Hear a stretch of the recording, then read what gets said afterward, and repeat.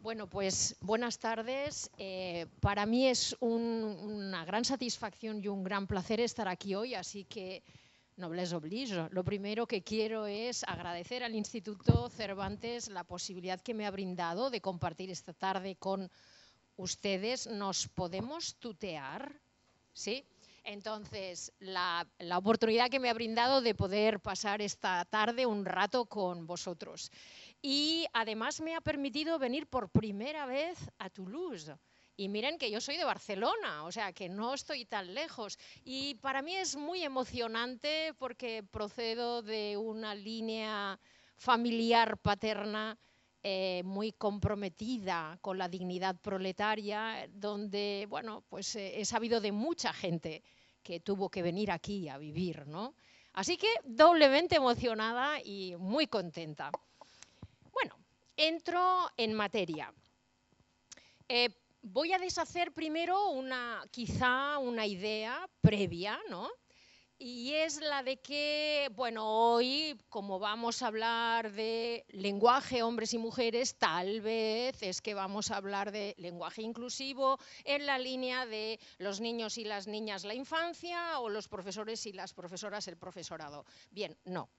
No, esto es un poco complicado, porque estoy como con maracas, con el micrófono aquí y aquí con el mando a distancia. Pero en realidad el lenguaje, el llamado lenguaje inclusivo, ese del que estábamos hablando, es un fenómeno interesante, pero es un fenómeno menor de algo mucho más complejo y amplio, que es el hecho de que la comunicación está sesgada por estereotipos de género.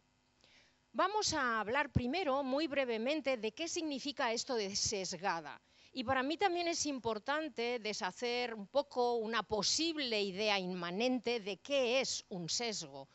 Un sesgo no es algo malo que los hombres hacen a las mujeres o algo así, sino que son pseudo patrones de pensamiento rápido que forman parte de nuestros procesos de pensamiento. La existencia de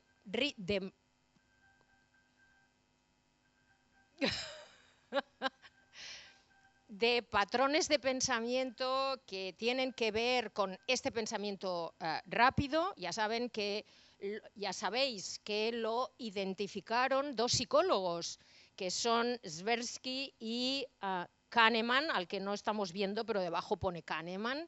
Es muy interesante porque estos dos señores, que eran psicólogos, ganaron el Premio Nobel de Economía, que no está nada mal, precisamente porque con sus hallazgos totalmente empíricos, desmontaron toda la teoría económica que existía hasta el momento. Voy a hacer todo este antecedente para entender por qué el principio de sesgo es un principio científico, tan científico que ha llevado a un Nobel.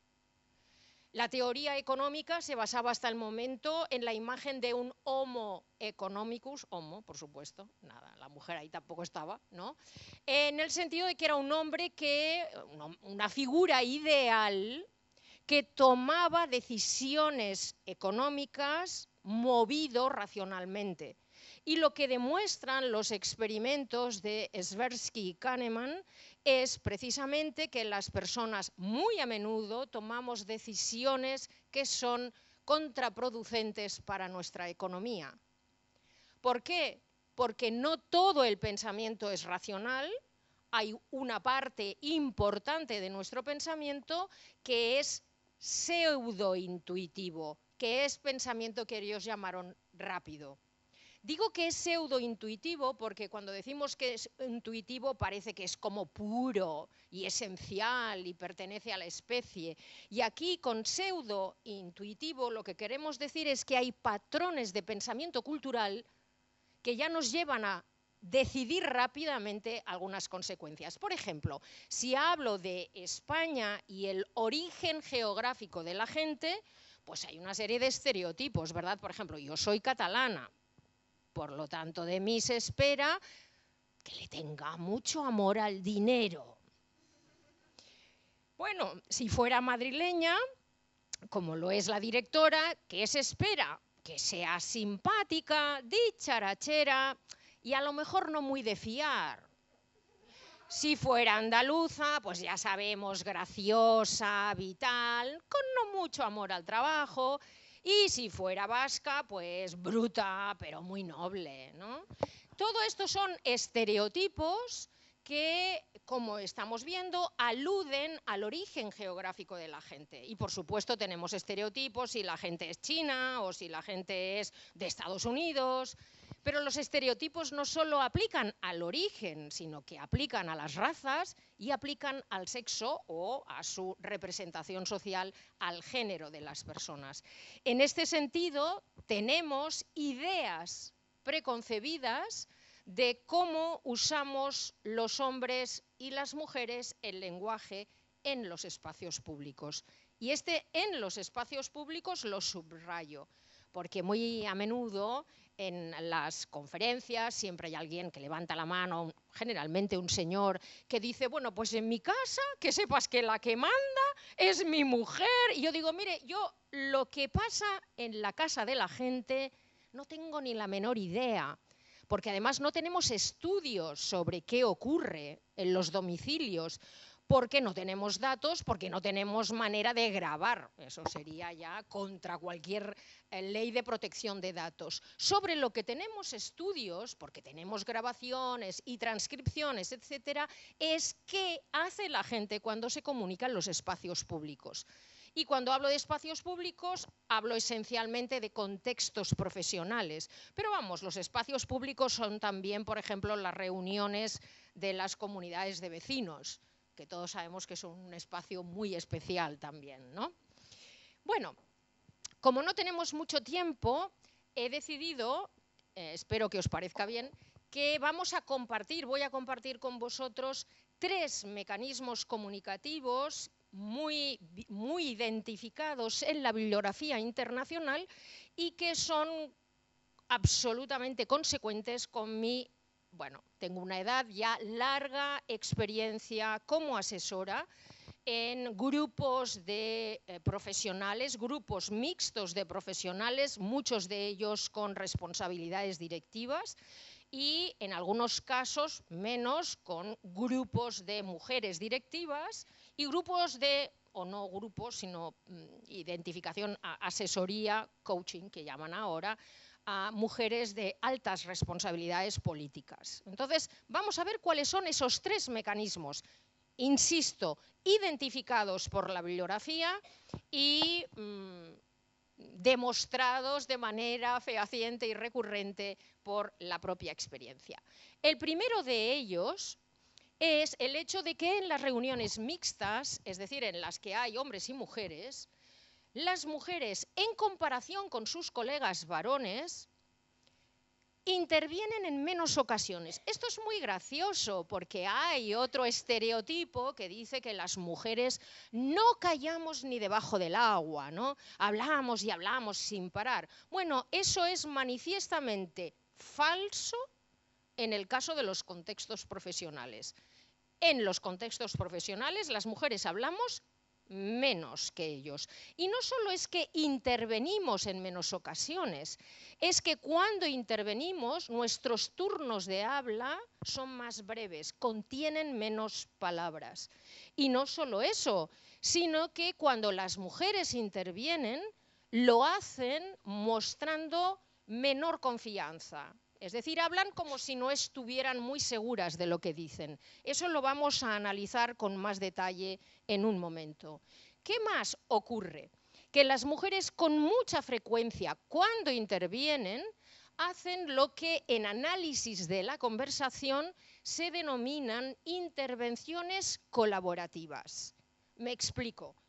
Una intervención en una reunión, por ejemplo, puede ser una información que se llama de informe, propositiva.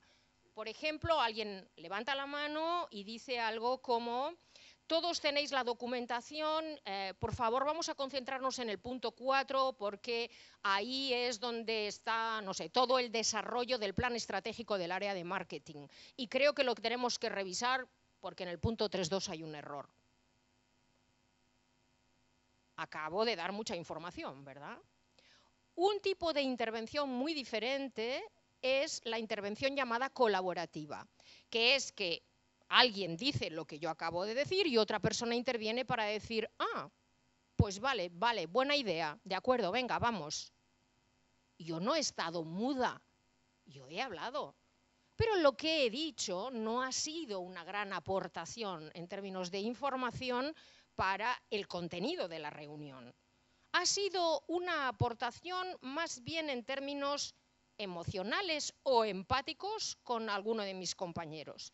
Estas intervenciones son muy frecuentes en la voz de las mujeres. Son intervenciones que sirven para mostrar acuerdo, vale, de acuerdo, ¿no? Y esto es muy relevante, no persiguen hacerse con el turno de habla, no es espera que ahora voy a hablar yo, no. Es, vale, buena idea, venga, y me callo inmediatamente para que sigas tú hablando. Sirven esencialmente para dar feedback. Vamos ahora, si os parece, como mi formación, mi tesis, etcétera, es de gramática del discurso, a mí me interesa mucho ver cómo se aterriza eso de hablar con menor autoconfianza. ¿En qué consiste? ¿Cuál es la formulación de eso de hablar con menor autoconfianza?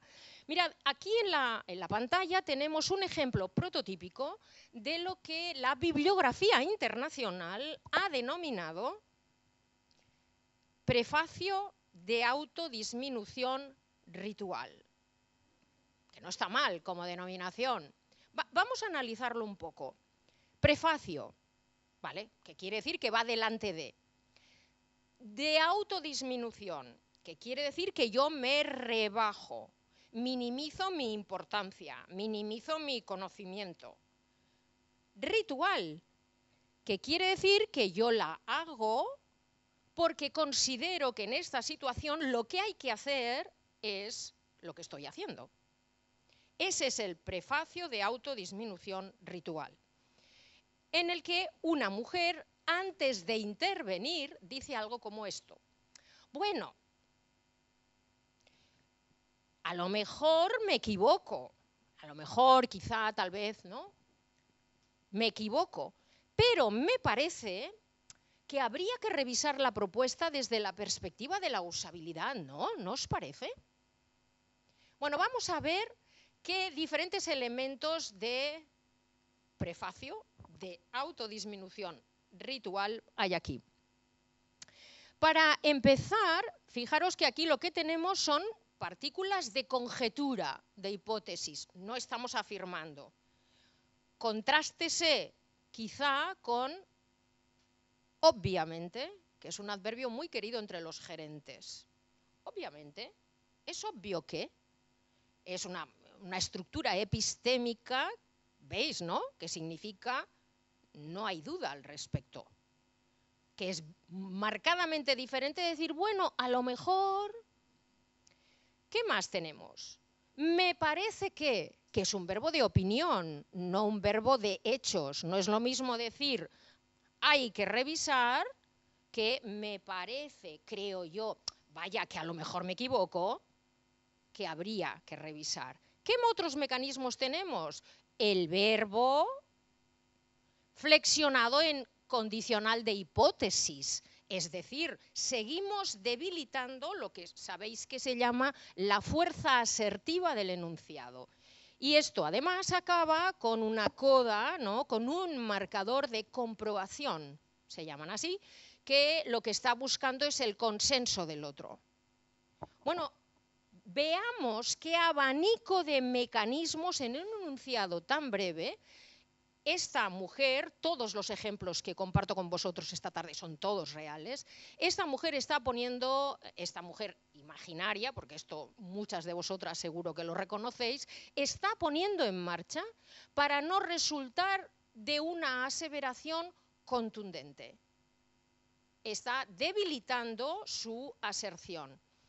Esto es interesante porque muchas veces nosotras oímos a una colega decir, bueno, que a lo mejor alguien ya lo ha dicho antes porque no estaba atenta, ¿eh?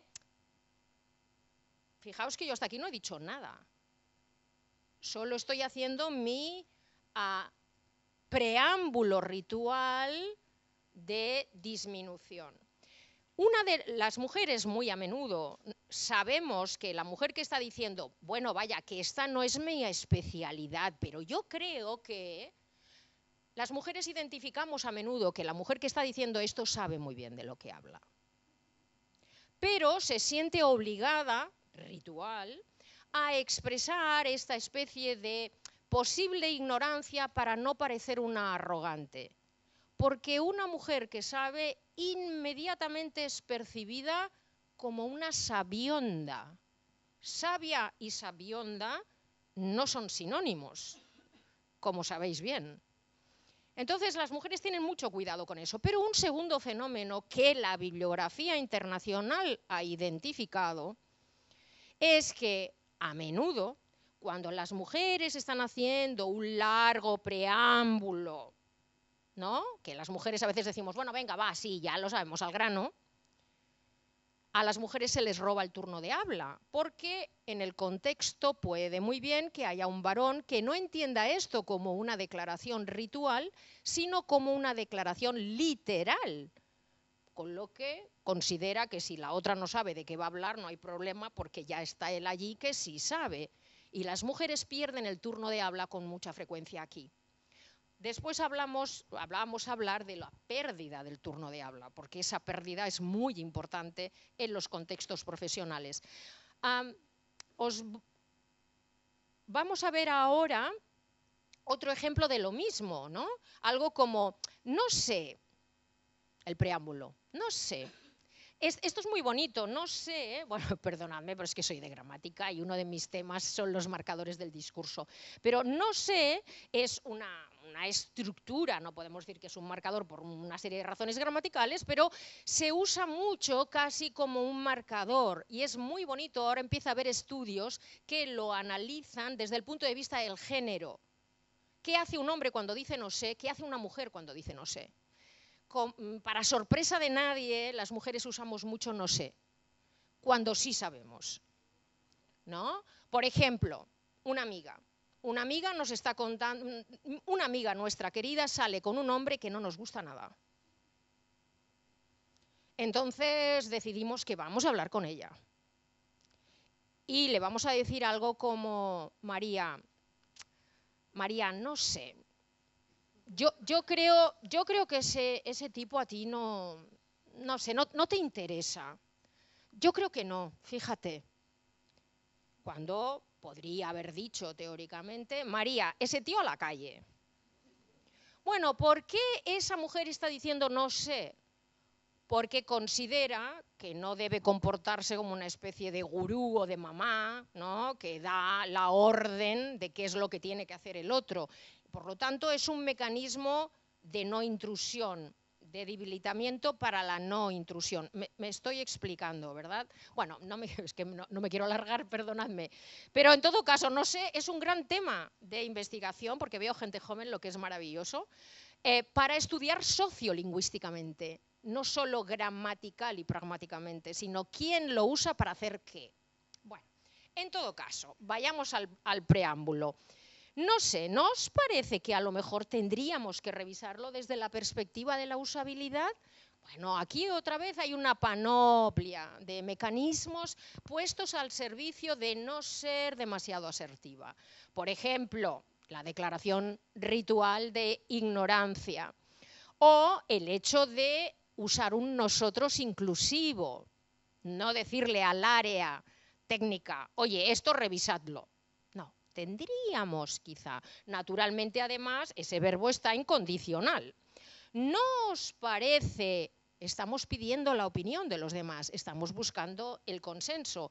Y además, estamos usando no una aseveración, sino una pregunta. La pregunta, como sabéis, es un tipo de enunciación abierta, porque no afirmamos. sino que estamos dejando la posibilidad de que alguien responda. Por lo tanto, fijaos de nuevo la gran cantidad de mecanismos de debilitamiento que se ponen en marcha, precisamente para autodisminuir el grado de aserción de la propuesta.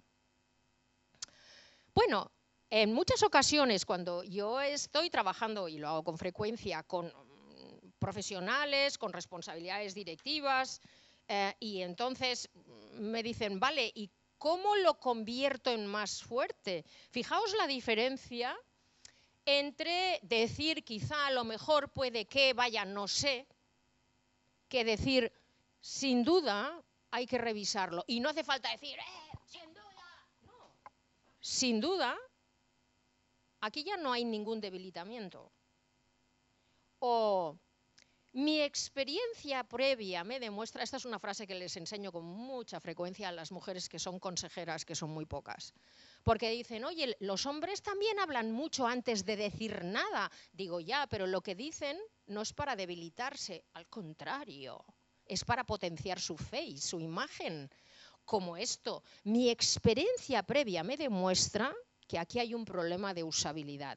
Fijaos qué diferente de decir, no sé, a lo mejor puede que me equivoque, porque claro, no es mi campo de especialidad, pero yo diría que a lo mejor, ¿veis? Es bastante notable la diferencia, ¿no? O todos estaremos de acuerdo en que es necesaria una revisión desde el punto de vista de la usabilidad. Estos son aserciones plenas, no aserciones arrogantes ni chulas, son aserciones firmes, plenas. Aquí la persona que habla se compromete con la verdad de lo que está diciendo. No está sometiendo a hipótesis aquello que dice. Bueno, vamos a ver también, si queréis, muy brevemente la diferencia entre que ya la hemos explicado, ¿no? Intervenciones colaborativas, de estas, qué buena idea, pues es verdad, a mí también me parece muy bien, o de acuerdo, o con un acuerdo parcial del tipo, va, sí, quizás sí, frente a una intervención de, os quiero plantear una acción en una línea diferente porque esta no está funcionando. Veis que son tipos de maneras de intervenir en las reuniones muy diferentes, ¿no? Una de las también mecanismos, sigo todavía con el primero, con el primer mecanismo, pero como una variación de este mecanismo del prefacio de autodisminución ritual para tomar la palabra, una variación interesante que observamos es el hecho de que las mujeres profesionales con mucha frecuencia tienden a difuminar sus éxitos. Es como, lo he hecho bien, pero no hace falta decirlo. No. Esta es la idea. Y naturalmente, fijaos que aquí hay que tener como referente cómo es recibida una mujer que dice, sin demasiados complejos, esto ha salido bien, lo he dirigido yo y estoy muy contenta. Una mujer que habla sin tapujos de sus éxitos profesionales, muy rápidamente es percibida como demasiado prominente. Y cuando digo es percibida, insisto, esto no quiere decir los hombres piensan, porque los sesgos los tenemos todos, hombres y mujeres, y no hay manera de deshacerse de los sesgos si no es porque alguien te los pone delante y tomas conciencia de ellos. O sea, esto para mí es muy importante. No estamos diciendo, fíjate los hombres qué malos son que hacen eso, sino es muy importante que seamos todos conscientes de que estos son los sesgos que funcionan. ¿Cómo difuminan esos textos, esos éxitos? Esto es también, esta fue la intervención de una directiva que dijo, la empresa ha conseguido que la salida a bolsa haya sido un éxito. Hemos diseñado una estrategia que, aunque parecía arriesgada, al final ha resultado muy eficaz, el grupo ha conseguido sus objetivos, nuestro equipo ha previsto también la evolución del mercado. Y alguien en la audiencia dice, muy bien, ¿y quién lideró todo esto? Fue una salida a bolsa. Y la otra dijo, yo. Aquí no hay ni un solo verbo en primera persona del singular, ni uno. Y me podéis preguntar, bueno, ¿y eso está mal? Eso está muy bien, ¿no? Porque es muy empático con el grupo. Por supuesto que está genial. ¿Cuál es el problema? Que no todo el mundo en la organización juega con las mismas reglas. ¿Por qué? Porque los varones de manera más tranquila pueden alegrarse de sus éxitos sin ser arrogantes, pero pueden decir algo como: el cuatrimestre pasado, el trimestre pasado, me tocó liderar un proyecto que ha salido genial y no sabes lo contento que estoy. Y está bien, no pasa nada, nadie lo ve como un tipo vanidoso. Pueden relacionarse con la primera persona del singular con mayor tranquilidad. En este sentido, no sabéis la de veces que yo tengo que estar con alcaldesas de ciudades no pequeñas, forzándolas a meter por lo menos un verbo en primera persona del singular en su breve discurso. Porque si no, todo es el equipo, el ayuntamiento, el equipo gerencial, el municipio, la ciudad, y ellas están difuminadas. En el fondo, por esa misma idea de mejor no ser muy prominente. Bueno, aquí lo que nos tenemos que preguntar es: ¿por qué sucede esto? ¿Por qué las mujeres están un poco como escondiéndose, minimizando sus intervenciones? Y naturalmente eso se debe a la existencia de sesgos, es decir, a la existencia de, si queréis, clichés, patrones de pseudopensamiento culturalmente compartidos que tienen relación con cómo se espera que usen el lenguaje los hombres y cómo se espera que usen el lenguaje las mujeres. En los estereotipos relacionados con los varones, bueno, pues ya sabemos que un hombre, digamos, exitoso, prototípico, se espera que sea dinámico, dominante, emprendedor, deportista, racional, puede ser a veces un poco rudo, ¿no? Si algo no está saliendo bien en la empresa, puede decir, en español sin duda, puede decir: hostia, esto no puede volver a pasar. Y todo el mundo dirá: oh, es que le interesan mucho los resultados importantes del equipo, etcétera, ¿no? Vamos a hacer la prueba de la inversión, que es una prueba muy significativa en análisis de comunicación con perspectiva de género, y es: vamos a imaginar que esto lo hizo una mujer. Algo sale mal y dice: hostia, esto no puede volver a pasar. Inmediatamente se oye alguien allí por el fondo que dice: joder, pobre marido. O vaya sargentona. Esto lo tenemos, no es un chiste. Esto consta en muchas entrevistas, en informes del Instituto de la Mujer, que se han hecho a la hora de intentar calibrar el peso que significa para las mujeres liderar frente a liderar para sus colegas varones, ¿no? Bueno, entonces, todo esto que tenemos aquí es lo que se espera prototípicamente de un varón. Por supuesto que un varón que se escapa de esas características también recibe un cierto castigo del entorno. Claro está, ellos también son víctimas de sus propios estereotipos, ¿no? De los hombres se espera que se expresen con asertividad en los espacios públicos, con autoconfianza, con firmeza. Si, como estamos diciendo, son contundentes en algún momento, incluso un poco tajantes, se atribuye a que son hombres de carácter y muy comprometidos con su trabajo, ¿no? Es normal que hablen tranquilamente de aquello que ellos consideran pues, que no han hecho mal, que lo han hecho bien. De hecho, a veces podemos contemplar una lucha por el turno de habla porque ninguno de los dos quiere ceder el turno, ¿no? Porque es un principio de poder tener el turno de habla. Frente a esto, ¿qué se espera de las mujeres? Bueno, de las mujeres encantadoras. Encantadora es un adjetivo que tiene mucha trampa detrás, pues que sea un poco frágil, un poco discreta, sobre todo que sea discreta. Porque claro, las mujeres, ¿dónde han estado hasta ahora? Detrás de todo gran hombre. No han estado al lado y mucho menos delante. Una mujer en su discreción es cuando es realmente valorada. Una mujer que habla mucho es una mujer prominente. Uf, una mujer prominente se parece ya mucho a una vanidosa, a una poco pavo real, a una que hace demasiado ruido. De hecho, en cuanto sale de un cierto mutismo agradable, a las mujeres se las percibe muy rápidamente, como que hablan demasiado, sobre todo si dan su opinión. Entonces ya es...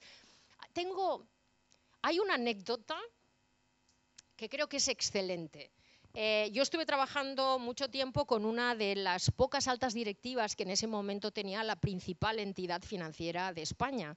Y ella me contaba que a ella en realidad la había educado su abuela, que su abuela había sido maestra durante la República, que al acabar la guerra pues la enviaron a casa, y su mamá había sido ya educada en una sociedad muy franquista y su madre, bueno, pues que ella estuviera mona y que se casara bien, pero la abuela le iba diciendo: niña, tú tienes que estudiar y tener una carrera, tienes que estudiar y tener un trabajo, tienes que estudiar y tener un salario que sea tuyo, tu dinero.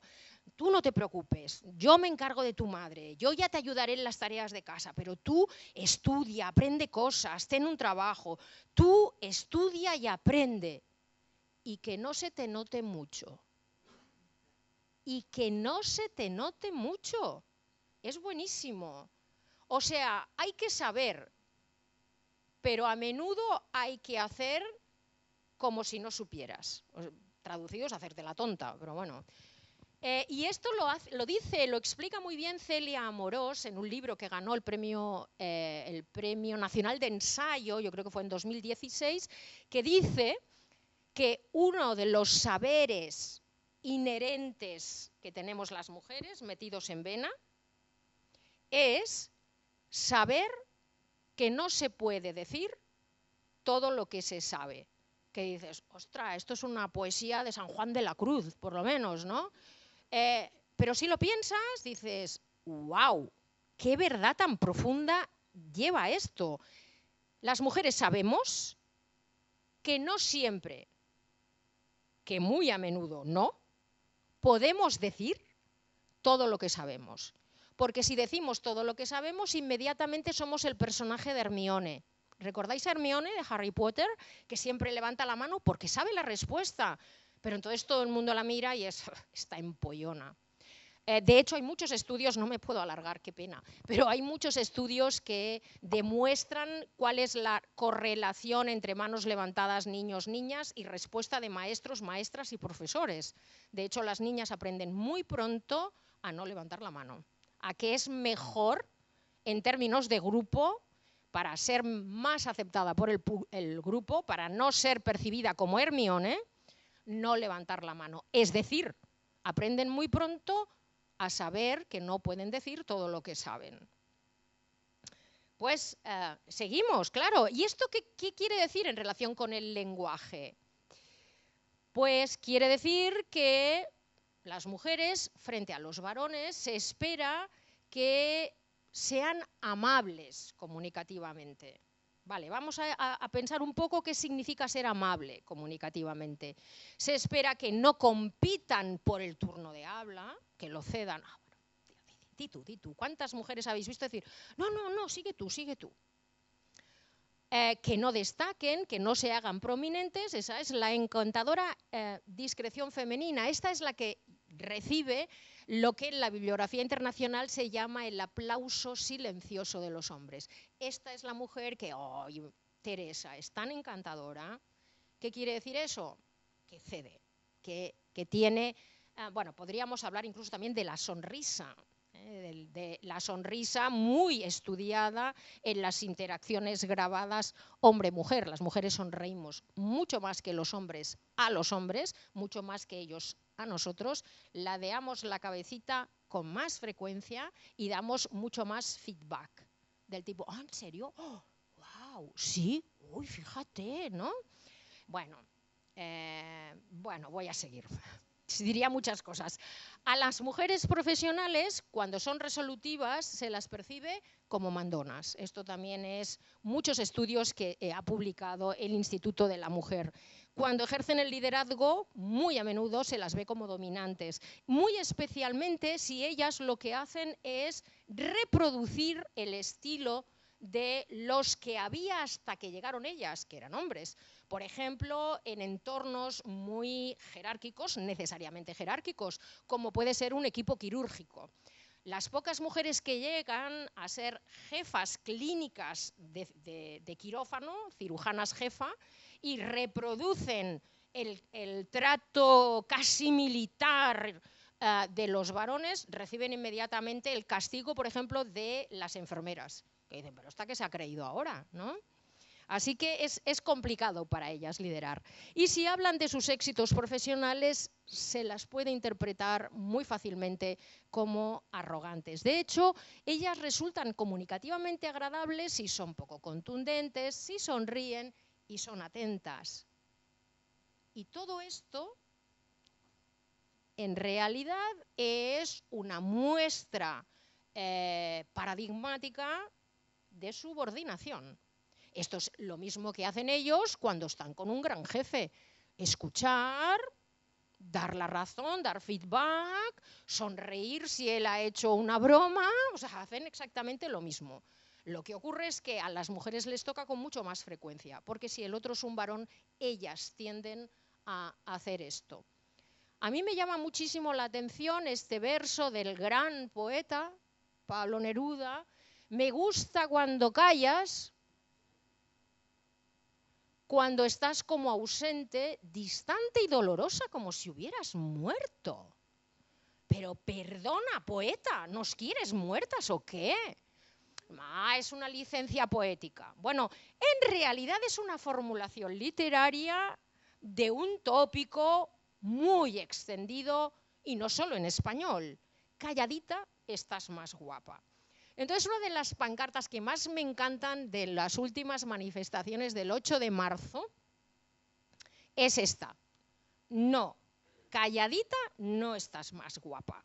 Esta me encanta, y había varias. E incluso había algunas jóvenes que llevaban una sensacional que decía: Pablo Neruda, cállate tú.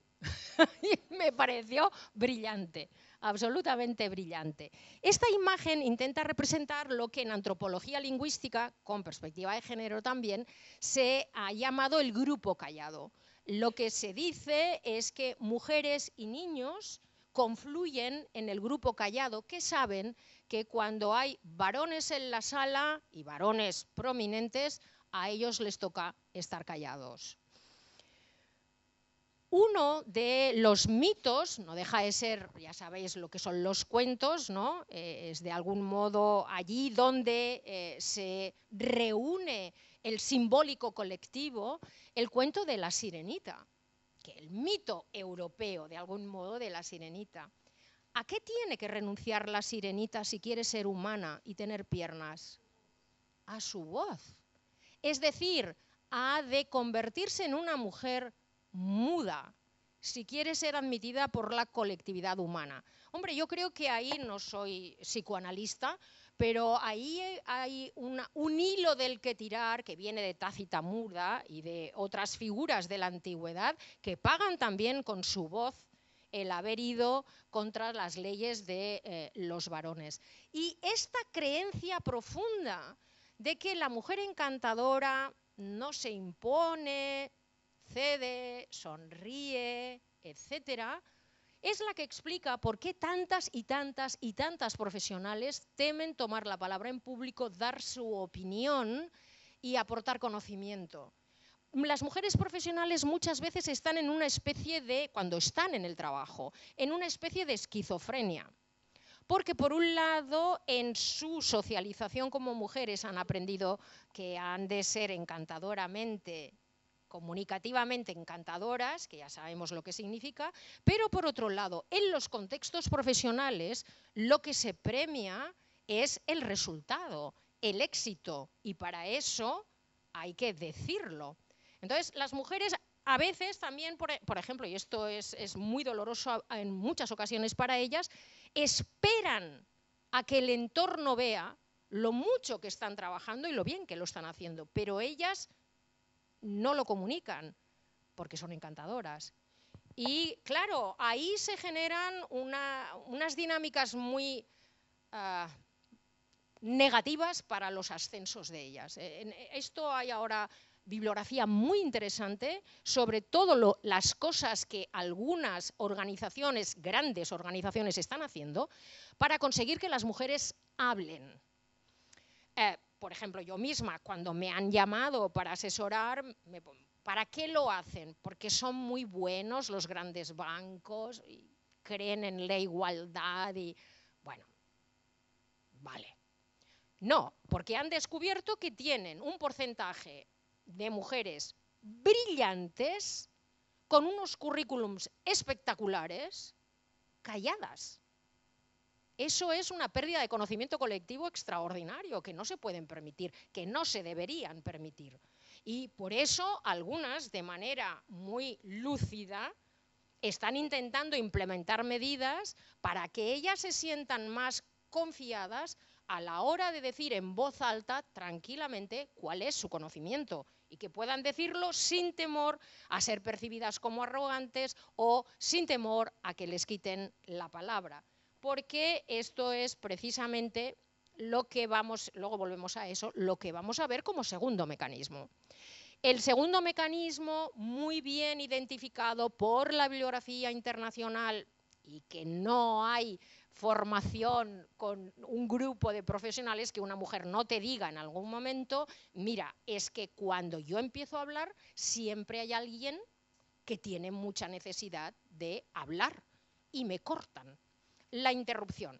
La interrupción a las mujeres es un fenómeno que seguro, incluso si googleáis hombres interrumpiendo a mujeres, os van a salir muchas situaciones. Kanye West interrumpiendo a Taylor Swift mientras ella estaba recogiendo un premio, o sea, una cosa increíble, o sea, le quitó el micrófono y siguió hablando él. Es un fenómeno muy, muy recurrente. Y es un fenómeno que no es banal. Desde el punto de vista de la comunicación, no es banal. Ahora lo vamos a ver. Las mujeres son interrumpidas y se les roba el turno de palabra en más ocasiones que a sus colegas varones. Es decir, no solo es que te interrumpo, es que me quedo con la palabra. Y es importante señalar que aunque es más común que eso lo hagan los varones, eso también lo pueden hacer otras mujeres. Yo estoy segura de que muchas de vosotras estáis pensando, pues a mí todo eso que estás diciendo, en realidad son las mujeres las que más me lo hacen, etcétera, ¿no? He empezado diciendo que los sesgos son comunes a hombres y a mujeres. Y en general, por la cuenta que nos trae, las mujeres nos damos cuenta antes. Pero por supuesto que hay muchas mujeres que hacen eso. Es decir, que interrumpen a otra mujer. Esto es análisis de la conversación intercultural, además, y seguro que sabéis de lo que hablo, la interrupción, es decir, el fenómeno por el cual se da lo que se llama habla solapada, hay dos voces hablando al mismo tiempo, puede ser de dos tipos. Hay un tipo de interrupción que los especialistas mediterráneos hemos tenido que explicar mucho, que es colaborativa. Por ejemplo, si yo estoy hablando con una amiga, ¿no? Y estamos hablando de hombres, y ella me dice, hostia, no, perdón, me dice, caramba, ayer con Carlos otra vez, es que ya está bien, de nuevo lo mismo, es que es una vez y otra, y yo le acabo la frase. Y yo le digo, que sí, que una acaba harta. Hoy yo la he interrumpido, pero no le voy a robar el turno. Con mi interrupción, acabándole la frase, lo que he hecho es expresarle mi absoluta empatía con lo que está diciendo. Estoy tan de acuerdo que hasta le puedo acabar la frase. Pero a continuación sigue hablando ella, que eso, que es que una acaba harta. Y sigue ella hablando. Yo con mi interrupción he mostrado mi empatía. Claro está, Francia, bueno, aquí estamos en el sur, pero Francia en el norte ya es un territorio donde esto se lo haces a un sueco y no lo interpreta como mira qué empática, sino mira qué maleducada, porque estaba hablando yo. Este es otro tema que tiene que ver con la concepción de la conversación de acuerdo con la cultura conversacional. Pero es verdad que una interrupción puede ser colaborativa, pero la interrupción puede ser también muy competitiva. Por ejemplo, está hablando ahora aquí Teresa, yo soy Teresa, y Teresa está diciendo, bueno, tenemos que cuidar más al cliente polaco, los clientes polacos son importantes, yo considero que deberíamos hacerles un precio especial y a continuación Carlos dice, bueno, sí, vale, lo del cliente polaco es importante, pero es que es mucho más importante el marrón que tenemos esta mañana en marketing, porque claro, si no arreglamos lo de marketing, pum, pum, pum, pum, pum, pum, de Teresa y del cliente polaco ya no sabemos nada más. Entonces, imaginaos la situación, porque lo que me va a decir Teresa, si está haciendo formación conmigo, es cómo recupero el turno de habla, porque tengo que recuperarlo. Porque si no lo recupero, claro, ¿eso qué imagen lanza? Porque lo ha hecho en público, por eso yo subrayo tanto lo de en público desde el principio. Si ella además coordina un grupo, está claro que su equipo se va a quedar atónito si ella permite que le roben el turno. Una vez puede, la segunda, como sea, tiene que recuperarlo, porque si no, también tenemos informes que dicen, y perdón porque voy a decir una palabrota, pero es una palabra fea que aparece en los informes del Instituto de la Mujer, cuando entrevistan a los equipos que tienen mujeres líderes, y a veces los equipos dicen, es una acojonada. ¿Por qué? Pues seguramente por situaciones como esa, en la que a ella se le roba el turno de habla y pierde su intervención. Y aquí tenemos una situación que se llama potencialmente amenazante desde el punto de vista comunicativo. Esto no es nada fácil. Recuperar el turno, mucho más si es en público, mucho más si hay alta dirección delante, es un trabajazo que no tengo tiempo de explicaros ahora, pero que es muy chulo. Claro. En todo caso, fijaos qué trabajo enorme es para una mujer ser interrumpida, intentar como sea recuperar el turno. Sabemos, tenemos muchos estudios, incluso en Australia, etcétera, que a veces lo que hacen las mujeres es no dicen nada porque en el fondo son muy educadas y no quieren provocar una situación que pueda sentirse como violenta, etcétera, pero luego al salir van al compañero y le dicen, Miguel o Carlos, hombre, que estaba hablando yo, y el otro con un poco de suerte dice, ¿qué? Hombre, que me has dejado sin palabras. Ay, chica, no me he dado ni cuenta, porque claro, como yo sabía que lo de marketing era muy importante, yo pues lo siento y tal. Bueno, esta es una manera de avisar, pero en público lo que se ha visto es que tú has perdido el turno de habla y el otro te lo ha quitado. O sea que es un arreglo que tiene algún problemilla en términos de face, en términos de imagen profesional y en términos de imagen directiva. Bueno, pues ahí está la cosa. ¿Cómo responder de manera eficaz, elegante y asertiva a una interrupción competitiva en público? Es un pedazo de trabajo comunicativo que las mujeres profesionales, si se deciden hacerlo, porque muy a menudo lo dejan, es muy costoso.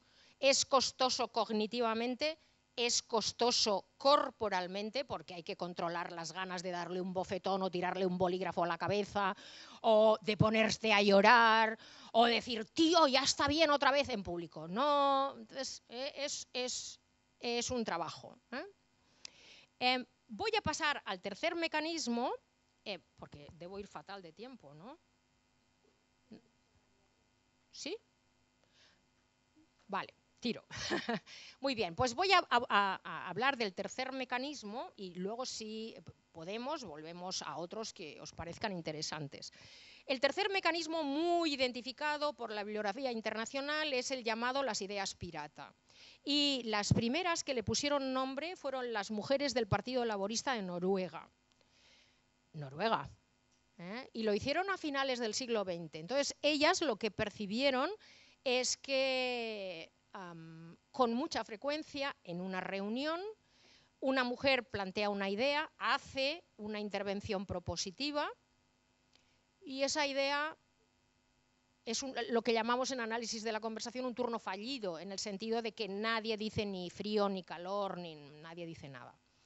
7 minutos más tarde, un varón con voz muy asertiva dice, pero pensémoslo un momento, ¿no sería mejor que hiciéramos? Y repite la idea de ella. Y en ese momento él recibe el aplauso del grupo, ¿no? Es como, ¡oh, qué buena idea, Miguel, fantástico! Y ella se queda con cara de, perdona, pero si esto lo he dicho yo hace nada, ¿no?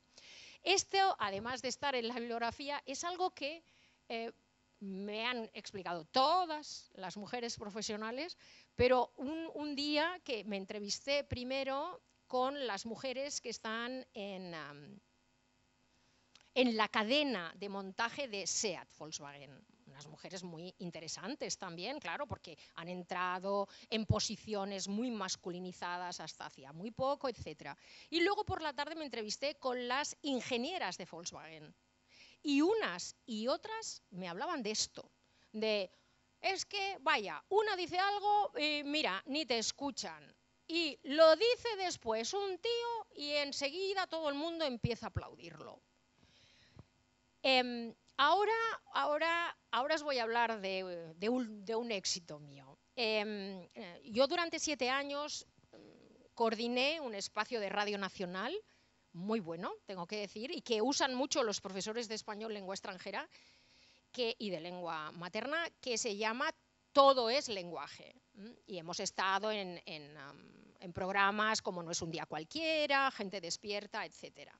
En Todo es lenguaje, una vez le pedí al director que me decía que sí a todo, Carles Mesa, un gran director, le dije, mira, ¿por qué no hacemos que el público pueda colaborar? Y entonces, y lo que tenían que hacer, le dijimos al público, es acabar esta frase. Y nos tenían que enviar un audio, hecho con su móvil, a un número de WhatsApp. O sea, algo de tecnología muy sencilla. Y la frase era, un ejemplo de violencia verbal cotidiana contra las mujeres se produce cuando... Y ya está.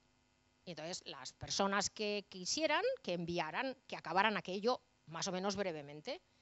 Recibimos como 200 audios. Fue espectacular.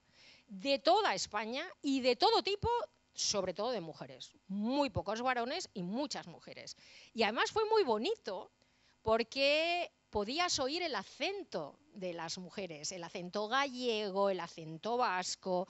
Había, por ejemplo, un audio divertidísimo y todos eran maravillosamente reveladores. Maravillosamente reveladores. Por ejemplo, una andaluza muy graciosa, pues un ejemplo de violencia verbal cotidiana contra las mujeres se da, por ejemplo, cuando yo salgo en bicicleta por la vía verde de mi pueblo. Porque cuando voy sola, siempre hay un hombre con el que me cruzo, alguno o dos o tres, que me dice que no llevo bien los pedales, que la marcha que llevo no es la que conviene, que no tengo bien puestos los estribos, que tenga cuidado porque pronto hay un cruce, como si yo no lo supiera. Y añade, lo más gracioso es que cuando salgo con mi novio nadie me dice nada. Es maravilloso, ¿no? O sea, ¿la vaca va suelta? Hombre, entonces hay que guiarla, porque ya es tonta. Pero si ya va con dueño la vaca, pues entonces nadie dice nada. Es brutal, pero así eran todos.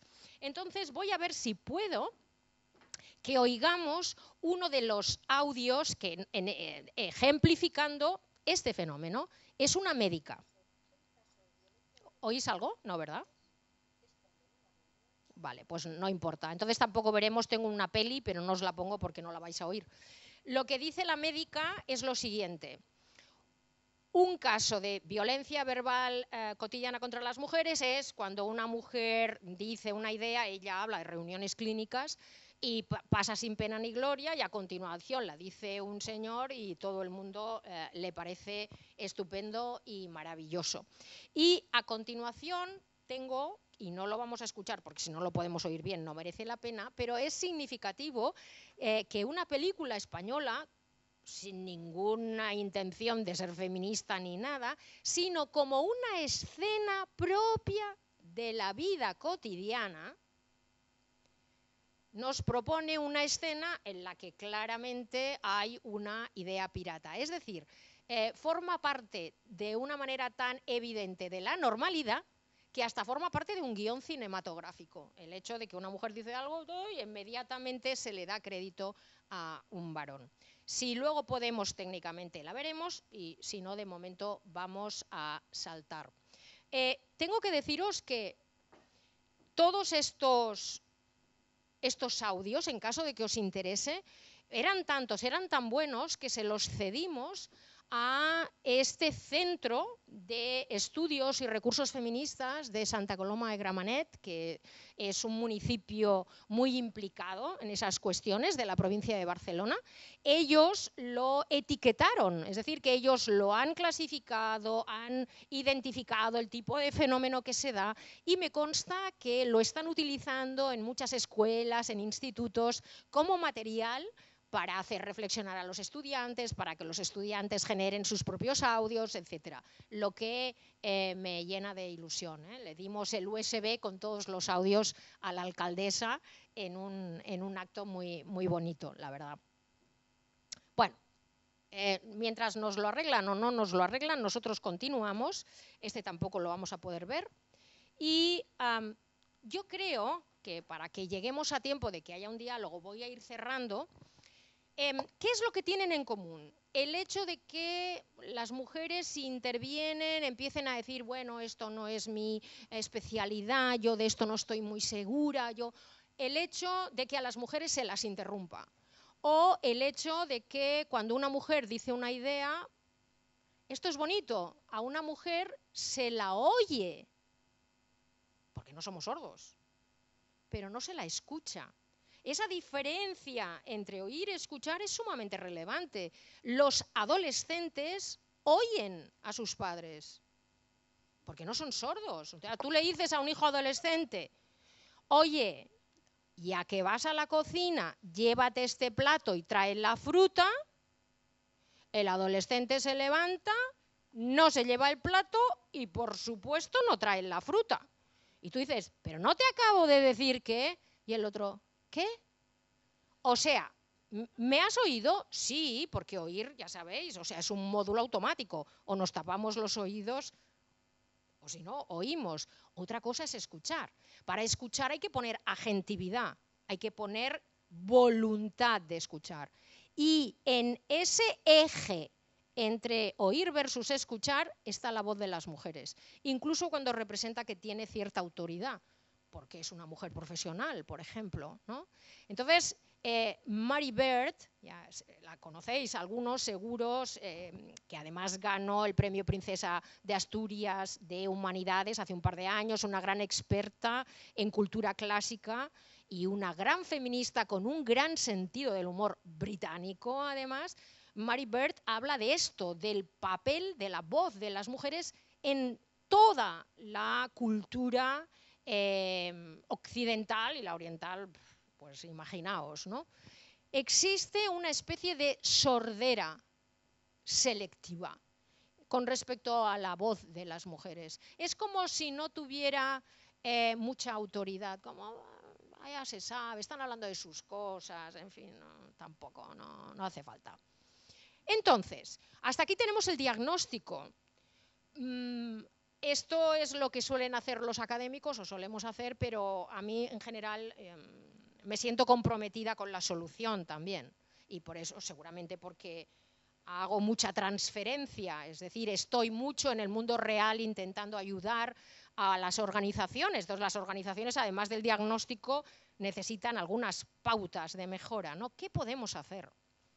Bueno, pues voy a compartir también 3 recomendaciones, si queréis, que son recomendaciones que proceden de informes dirigidos a la alta dirección, pero que nos sirven a todos nosotros. Bueno, son 3 recomendaciones sobre todo para personas que coordinan grupos. Esas 3 recomendaciones son en las reuniones, pero esta es una recomendación general. En las recomendaciones a partir de ahora, en las reuniones, fíjate en quién habla y en quién no habla. Porque todos sabemos que hay gente que no participa prácticamente nunca y a lo mejor tiene cosas interesantes que decir. y gente que se desparrama un poco, es decir, que también se podría callar un poquito. En este sentido, quien modera la reunión tiene la responsabilidad de llevar las riendas de los turnos, un poco. Entonces hay que fijarse, y no sabéis la de veces que me hace muy feliz volver a los sitios y que me digan, mira, desde que me dijiste eso me he fijado, es espectacular con lo feliz que yo vivía sin darme cuenta de todo esto y ahora me doy cuenta de todo y me fijo y digo, pues muy bien. Es muy interesante convertirse en antropólogo participante y observar qué pasa. Y cuando percibimos que hay personas que participan muy poco, que pueden ser mujeres, pero a veces, muchas veces, vienen al final de la sesión o de la formación algún hombre y me dice, mira, todo eso que tú dices que les pasa a las mujeres, a mí me pasa. Y yo digo, claro, porque tú estás marcado de algún modo. Por ejemplo, porque eres muy joven, es el junior, el jovencito, hombre, si es el super crack de la informática, inteligencia artificial, vale, pero si no, es el jovenzuelo, es el becario, la broma. O está marcado por su raza, ¿no? Por ejemplo, en nuestro país, en un mundo donde la dirección de las organizaciones todavía no hay gente latina, apenas. Si hay alguien latino, está marcado ahí. O por su orientación sexual, según en qué organización, en algunas esto ya fluye de manera muy normal, en otras no tanto. Quiero decir que, por supuesto que el grupo de gente marcada somos la inmensa mayoría, en realidad, si uno lo piensa bien, ¿no? Pero esa es la cosa. Entonces, fijarse en quién no participa mucho e invitarla, supongamos que es una mujer, invitarlas a hablar. Claro, no podemos invitar a hablar a alguien diciéndole algo como, hombre María, ¿se te ha muerto el perico o qué? Anda y habla. Hombre, así no va a hablar, está claro, ¿no? Entonces, la idea es legitimarla antes de que hable. Por ejemplo, decirle, María, es que recuerdo que el año pasado tú coordinaste un proyecto muy parecido a este y fue un éxito. Por eso nos gustaría mucho conocer tu opinión para este. Ahora la tal María habla con mucha confianza, ¿no? O por lo menos con más confianza que 5 minutos antes, porque ha sido legitimada por quien tiene el poder en esa reunión, que es la persona que modera. Así que invitar a que las mujeres hablen, fijarse en quién no habla, invitarlas a hablar, pero antes de invitarlas a hablar, legitimarlas para que se avise que hay que escuchar a esa persona. Una segunda recomendación, y fijaos qué sencilla es que una vez que hemos conseguido que esa persona interviene, le demos las gracias, no genéricamente, de muy bien, muy interesante, lo vamos a tener en cuenta, sino diciendo en voz alta su nombre. Diciendo algo como, muy bien María, muchas gracias, esto nos va a ser muy interesante. Es importante que todo el grupo oiga que esa mujer hasta ahora casi silente ha recibido el agradecimiento explícito de la persona que ostenta el poder en la reunión. Y una última recomendación de estas muy sencilla y muy portable, fácil de hacer, en general es que cuando las mujeres tienen una reunión que consideran crítica, vayan en lobby,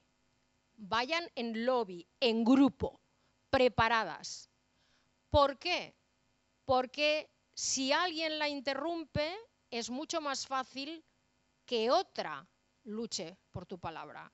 Para que diga, vale, Carlos, pero un momento, porque lo que estaba diciendo Eva a mí me interesa, porque afecta a nuestra área. Y eso, fijaos, qué descarga de trabajo significa que otra persona que está ahí para eso luche por tu turno de habla. O si hay una idea pirata, es decir, una mujer hace una idea, una intervención propositiva, y después Miguel la reformula y todo el mundo, ¡guau, qué gran idea! la colega puede intervenir para decir, muy buena idea, Miguel, de hecho se parece muchísimo a la que ha dicho María hace unos minutos. Esta idea de que las mujeres vayan en equipo a reuniones particularmente importantes la explicaron en un artículo muy interesante una serie de asesoras que trabajaban en el equipo más cercano del presidente Obama. Ellas explicaron que habían ideado una especie de estrategia que ellas llamaron de ampliación. Es decir, que una de ellas proponía un plan, una propuesta, una posibilidad, y las otras estaban allí para decir, ¡oh! Muy buena idea, Teresa, porque yo también he estado leyendo unos informes que llegaban desde la Comisión Europea, suponiendo que lean algo procedente de Europa, ¿no? Y llegaban a la misma conclusión. Y la otra, sí, sí, es verdad, a mí también desde hace poco tiempo me han estado hablando precisamente del interés o la relevancia de esta idea. Y lo que hacían era efectivamente ampliar la propuesta de una de ellas. Y pone en el artículo que, por lo visto, Obama se dio cuenta, ¿no? Dijo, bueno, vosotras venís aquí preparadas, ¿no?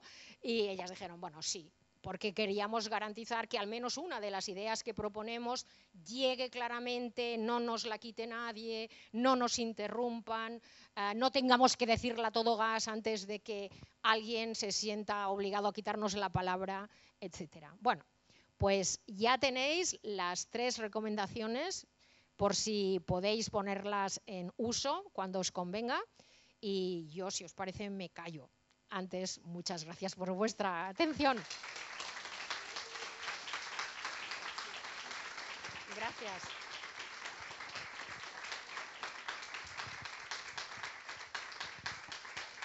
Gracias. Pero, por supuesto, estaré encantada si tenéis preguntas, comentarios, cosas que queráis saber, añadidas.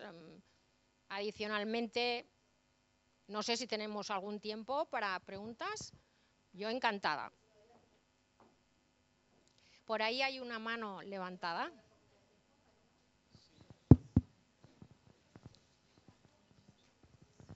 Sí, hola. Has hablado de estudios internacionales. ¿Qué países o idiomas han sido englobados en estos estudios? Bueno, los estudios estar mayoritariamente en inglés. Los países representados son variados, pero son occidentales. Es decir, tenemos estudios de Australia, de, por supuesto, Estados Unidos, de Reino Unido, algunos alemanes, de los países nórdicos, de Países Bajos, y sabemos muy poco, o yo sé muy poco, de qué ocurre en Japón o qué ocurre en Indonesia. Es decir, de todo lo que tiene que ver con el mundo oriental, el conocimiento es todavía bajo, muy bajo. En pragmática en general, no solo en análisis del discurso de género, sino en pragmática en general sabemos poco. Decimos cosas sobre teorías de actos de habla, teorías de la cortesía, y no estamos seguros de que eso también se aplique a una cultura como la China, por ejemplo, exactamente igual. Así que esos son los países de los que tenemos noticia. ¿Y es sensiblemente parecido, entonces, en todos estos países de habla inglesa, de habla... Por ejemplo, como os decía, las ideas pirata, que es probable que muchas de vosotras digáis, esto lo conozco. ¿Hay alguna que sienta esto lo conozco? Sí, sí. Claro. Os he dicho que es una idea, o sea, que lo ponen encima de la mesa las mujeres noruegas, no las mujeres de Barcelona, por decir algo, ¿no? Y Sheryl Sandberg, que es la número 2 de Facebook, o lo ha sido hasta hace poco, por supuesto millonaria, una de las fellows más brillantes que ha tenido la Universidad de Harvard, una tía brillantísima, tiene un libro, Lenin, vayamos adelante, donde ella explica que, bueno, como ella era minoría allí donde estaba, que ella sentía todo esto, el síndrome de la impostora, el sentirse obligada a decir yo de esto no sé, incluso, bueno, no hemos podido tratarlo, pero la manera de colocarte en las reuniones, dónde te sientas en las reuniones. Y esto lo explica una mujer que vista desde fuera es una gran jefa, ¿no? Y en cambio, ella, en comparación con sus iguales varones, siente las mismas presiones. Porque me diréis, hombre, pero ella al lado de una mujer que trabaja en el súper. Ya, no estamos hablando de eso. Estamos hablando de ella al lado de un igual hombre. No dejéis que las comparaciones las hagan así, porque las hacen muy a menudo. Bueno, pero no es entre mujeres. Pues claro que hay diferencias. Que cuando una mujer viene de una muy buena familia, económicamente, intelectualmente, culturalmente, pues alguna de estas cuestiones las maneja de manera diferente que una mujer que ha tenido menor acceso a la educación. La comparación es entre ella y su igual varón, el que es también de una muy buena familia, el que también tiene mucho dinero y muy buenos estudios. ¿Hay diferencias? La respuesta es siempre sí. Sí.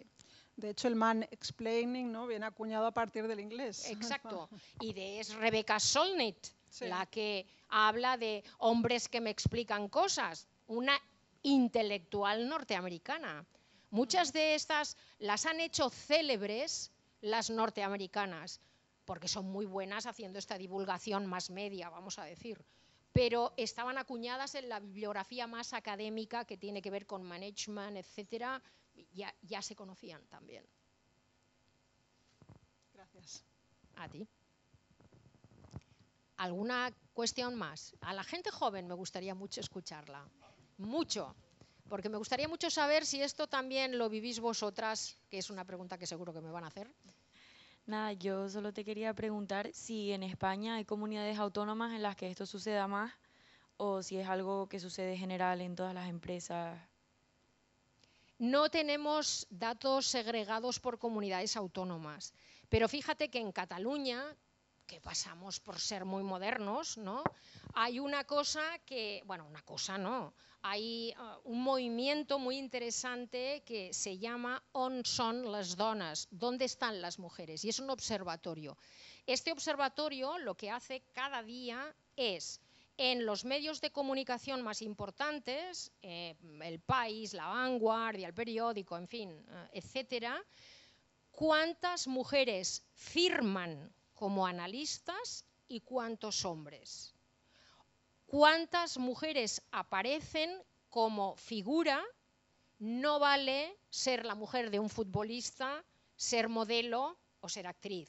Es decir, pues una mujer, por ejemplo, en mi universidad el otro día le estaban dando el honoris causa a la premio Nobel que diseñó las últimas vacunas ARN, ¿no? Esa es una mujer en una noticia. Me explico, ¿no? Los porcentajes son estremecedores. Por ejemplo, mujeres analistas, mujeres que firman no las noticias como periodistas, me explico, ¿no?, sino un artículo sobre la situación de la justicia en España o sobre la geoestrategia de España ahora que el presidente Sánchez dice lo que dice, etcétera. Los porcentajes son muy bajos y también afectan naturalmente a medios catalanes. O sea, la respuesta es no tenemos datos segregados y en comunidades donde hay algunos observatorios, los datos es que nunca pasamos del 20%, los mejores días 20%. Yo es que, en plan, te lo preguntaba porque yo, por ejemplo, soy canaria y escuchando tu charla me ha hecho pensar un montón en mi madre, por ejemplo, porque siendo canarios es súper complicado llegar a un puesto de poder y que te tomen en serio, y siendo mujer canaria es muchísimo peor. Entonces, yo he visto a mi madre en un montón de reuniones con pues peninsulares y que no le hacen ni caso. Claro, es muy bonito, esto que estás diciendo es muy interesante y tiene que ver con los sesgos del acento. Porque eso también hicimos un experimento, bueno, hay artículos científicos, pero nosotros en la radio hicimos un experimento doméstico en el que hicimos que una misma frase la leyera alguien con acento de Madrid, con acento vasco, con acento gallego, con acento andaluz y acento catalán. Y lo que tenían que hacer los oyentes es poner adjetivos. El número 1 me parece que es... Entonces, por ejemplo, el catalán siempre era un poco antipático, pero solvente. El andaluz siempre era simpático y poco trabajador. O sea, sesgo puro. Y naturalmente una mujer hablando canario con ese deje que a nosotros nos parece tan dulce y suave, es todavía más encantadora en este sentido, ¿no? De hecho, está demostrado que las mujeres académicas, por lo menos en Francia no lo tengo tan claro porque agudizan mucho la voz, pero en muchos países las mujeres académicas sacamos la escala más baja para parecer muy doctorales. O sea, cuando te tienes que poner muy doctoral, bajas. ¡No subes! No. Subes es cuando quieres ser como muy, no sé, femenina, pero bajas para ser doctoral. ¿Qué quiere decir esto? Quiere decir que en el fondo inconscientemente emulas una voz más masculina.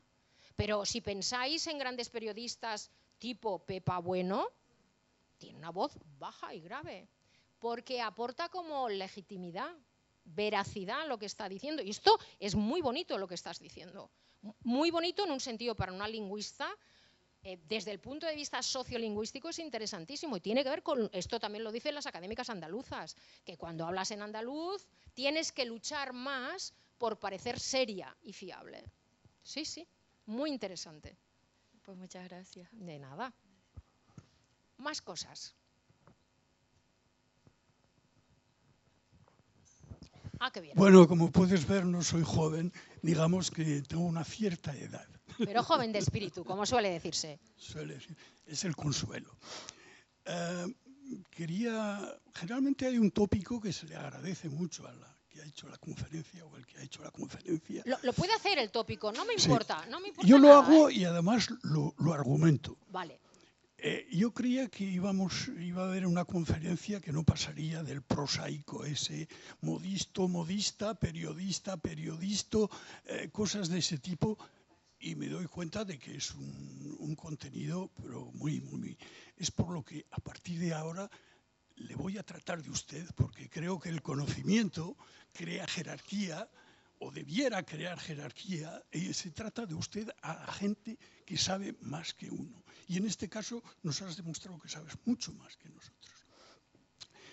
Mi asunto es el siguiente.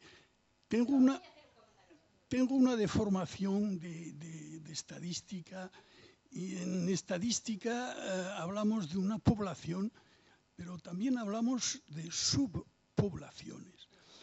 Nos has mostrado cómo hay una población con todos estos sesgos. Pero yo quisiera hablar de una subpoblación y doy dos ejemplos, un ejemplo español y un ejemplo francés. Ejemplo español, en España ha surgido una clase política de mujeres, que son mujeres de peso y de rango, que podríamos decir que apagan las cerillas con un martillo. Mujeres de poder, mujeres que saben ocupar sus puestos. Esa es una subpoblación que creo que habría que tener en cuenta. La segunda es, el segundo ejemplo es, yo formo parte aquí en Toulouse de una agrupación de viejos, ellos se llaman retirados, nosotros tenemos el placer de llamarnos jubilados, de jubilatio, jubilationis. Vivimos en la alegría, no como ellos que viven metidos en un armario, retirados. Bueno, y en esa asociación estamos arreglando todos los problemas del mundo. De aquí al martes me parece que los resolvemos. Pero incluso tal vez resolvamos algunos de Toulouse, no todos. Y en esa asociación hay una actividad, un taller que se llama Student, que los viejos estamos trabajando con jóvenes de la universidad, de diferentes facultades, diferentes escuelas. Y yo ahí constato que está surgiendo un grupo de mujeres que tienen poder, que no se dejan en ningún momento influenciar y muchos de los mecanismos que tú nos has descrito, nos has descrito también, confirmo yo de que no son tan frecuentes como parecieran, y que esas mujeres están tomando un poder y una presencia que hace en mi juventud, vamos a llamarlo así, No, efectivamente, yo constato que había todos estos mecanismos que usted nos ha descrito. Pregunta, ¿es que esa población que usted nos ha descrito no va a estar resquebrajada por toda esta ola que viene detrás? Muchas gracias. Esa pregunta, formulada más brevemente o más ampliamente, me llega con mucha frecuencia y es, ¿pero no consideras que bueno, las nuevas generaciones van a acabar con eso? Yo, por supuesto, soy la persona más optimista del mundo y confío mucho en los jóvenes, en serio, o sea, esto no es ni irónico ni nada. Y que la situación es mejor que cuando yo estudiaba, que veía unas situaciones alucinantes, por supuesto. ¿Que la situación es ideal? No. Y eso me lo dicen mis propias estudiantes. Por ejemplo, mis propias estudiantes me dicen que los profesores y profesoras, estoy hablando de la universidad, cuando hablamos de becas, miramos más a los hombres de la clase que a las mujeres. Yo te prometo o les prometo que yo no era consciente de que, bueno, a lo mejor no soy yo no soy tampoco el ejemplo de todo el profesorado universitario. Sí tenemos estudios de que todavía en las aulas universitarias los chicos levantan más la mano que las chicas. Y no solo eso, el otro día leía un artículo precioso que han hecho en física, la Facultad de Física de la UB, de mi universidad, es muy buena. Nosotros somos la primera universidad del Estado en todos los rankings y claro, en física hay pocas mujeres en general, ¿no? Entonces habían hecho un estudio muy bonito que medía no solo cuando hablaban las chicas y cuando hablaban los chicos en un tipo de género de clase muy bien determinado, de tarea, sino qué tipo de intervenciones hacían. Por ejemplo, las chicas intervienen mucho más a petición del profesor o profesora. Es decir, ¿alguien puede tener una idea? Venga, tal, va. Entonces, el profesor está pidiendo que alguien hable. Ahí las chicas intervienen. Pero levantar la mano mientras la profesora está haciendo una demostración o el profesor para decir, pero lo que veíamos la semana pasada no era... Esto las chicas no lo hacen. ¿Me estoy explicando? Es que el análisis tiene que ser fino. No, pues yo he visto chicas que intervienen en clase. Ya, ¿cuántas? ¿Qué porcentaje significa respecto de ellos? ¿Y para hacer qué? ¿Qué tipo de preguntas? ¿Qué tipo de intervenciones? Es decir, ¿que vamos mejorando? Seguro. Vamos, cuando yo tenía la edad de algunas de las estudiantes que estoy viendo, esto ni existía, vamos, es que ni existía. Por tanto, hay una mejora, claro que sí. Pero por ejemplo, yo os invito, porque es que, bueno, os invito a que a partir de ahora, y además invito sobre todo a la gente joven que hay en la sala, con mucha frecuencia, como sabéis, se hacen exposiciones en clase. Y muy a menudo la exposición no es de un solo individuo, es 2, 3, que han hecho un trabajo en grupo y se expone. Jugaos lo que queráis. Si hay 2 chicas y un chico, ¿quién es el que expone? Y muchas veces él luego dice, oye, que yo no quería de verdad, pero ellas, y puede ser verdad, ¿eh? Que ellas dicen, va, pues no, hazlo tú, va. ¿Me explico? No es que él llegue allí, pues aquí el tío soy yo y voy a hablar yo. No, entonces ellas hubieran saltado seguramente. Sino que ellas prefieren no tomar el riesgo de por exponerse allí, y esto lo vemos en las organizaciones. Organización paritaria que gana todos los premios de igualdad, gran multinacional, aquí los hombres y las mujeres, bueno. Por lo tanto, exposición de un equipo, un hombre y una chica y un chico, maravilloso, los 2 hablan, porque oye, aquí somos todos muy ecuánimes y muy bien, estupendo. Se levanta una mano, hay una pregunta. ¿A quién de los 2 se dirige la pregunta? Al chico. O se lanza una pregunta, ¿quién de los 2 responde? Él. A partir de ese momento, es que además esto lo hemos visto en directo, a partir de ese momento incluso el público ya dice, ya Miguel, pero eso cuando, o sea, se dirige a él. ¿Veis lo que estoy diciendo? Entonces,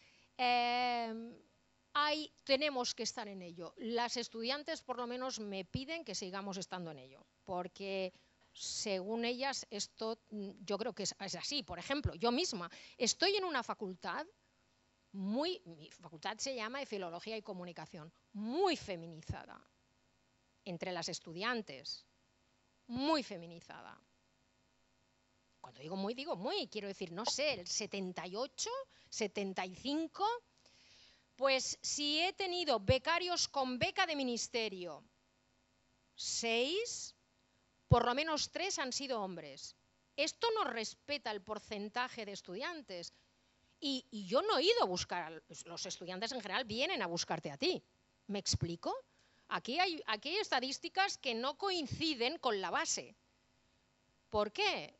Porque ellos están más convencidos desde que entran que quieren hacer algo y que van, y no es malo.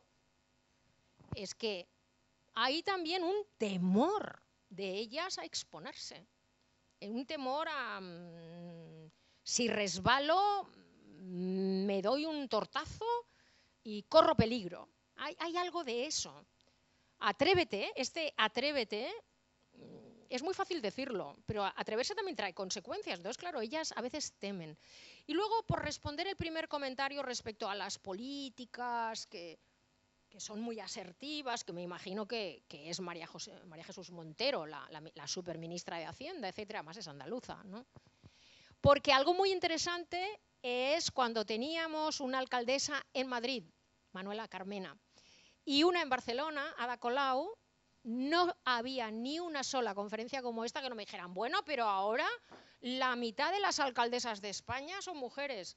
No, siguen siendo el 31%, pero como haya 2 muy prominentes, ya está. Es decir, hay un sesgo de percepción, donde nunca has visto, no quiero ser grosera, pero hay una manada como de vacas y nunca ha habido cabras.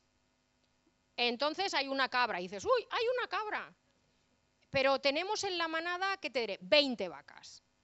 Como haya 8 cabras, va a haber alguien que diga, ¿ves? Ya tenemos la mitad del rebaño que son cabras. ¿Por qué? Porque son muy perceptibles y rápidamente hay un sesgo a convertirlas en una mayoría. No sé si me estoy explicando. Pues eso ocurre también con las políticas. Bueno, y eso que tenemos un gobierno, digamos, en este sentido, muy paritario. Pero en Moncloa, esto se ha estudiado, en Moncloa, cuando se baja del nivel de las cabezas ministeriales, es decir, secretarios de Estado y subsecretarios de Estado, se acabó la paridad, ¿eh? Directores generales, etcétera, ahí se acabó la paridad. Y estamos todas muy contentas de tener ministras y muchas mujeres y un presidente que quiere tener mujeres al lado, ¿eh? Y quiere que se vean. Eso está muy bien.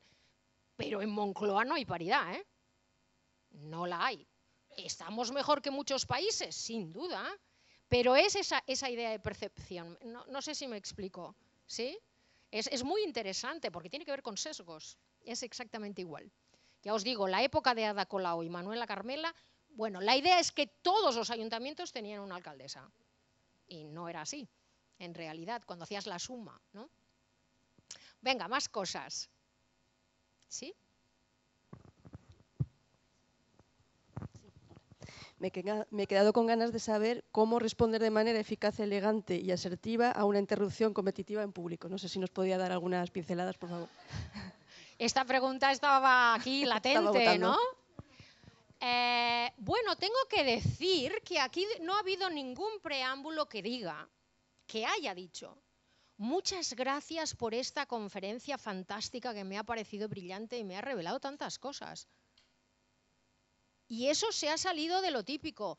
Entonces ahora voy y me ofendo y no os contesto. A ver, ¿os ha gustado la conferencia, sí o no?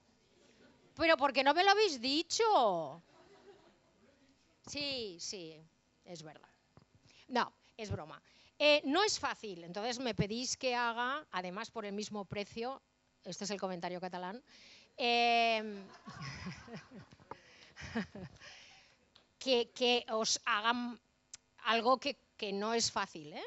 Quiero decir que hay que entrenarlo. O sea, pero esto sí que me quedo tranquila de si hay mujeres que lo van, y yo sé que es así, que estáis pensando, lo tengo que poner en práctica, entonces en ese sentido me siento muy bien, hay que practicarlo.